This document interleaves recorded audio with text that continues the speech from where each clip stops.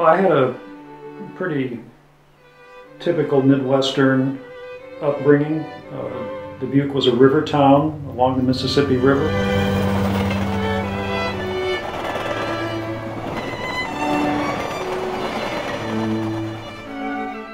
My mother was an English teacher, my father was in banking. I lived on the river in some of my spare time, fishing, hunting.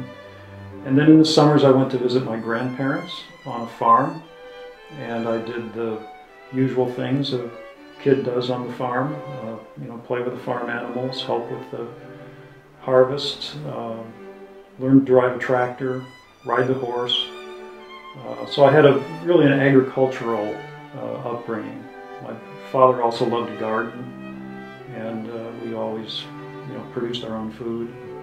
So it was a sort of a, I just call it a bucolic Midwestern childhood.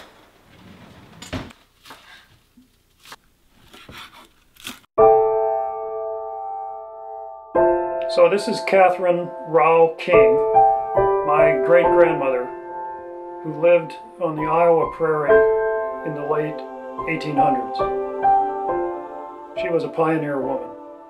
What is she doing in the basement? Well, she is actually in transit.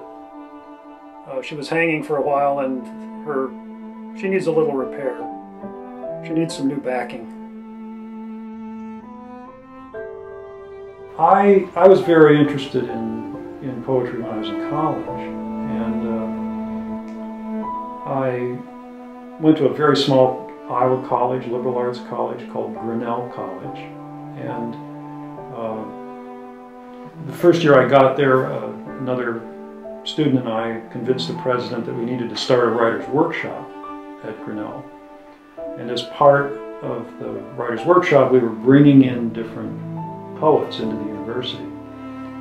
And one of the really impressionable events of that sequence was that a poet named Theodore Weiss came to the university and gave some readings.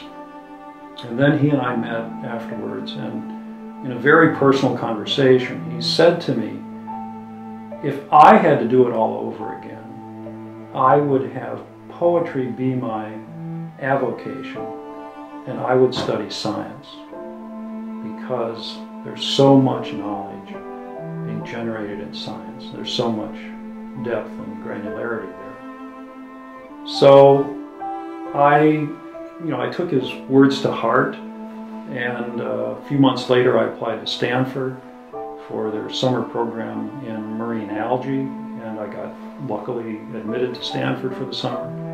So there's clearly a turning point in my education where somebody had a really major influence on my thinking, and it was a poet.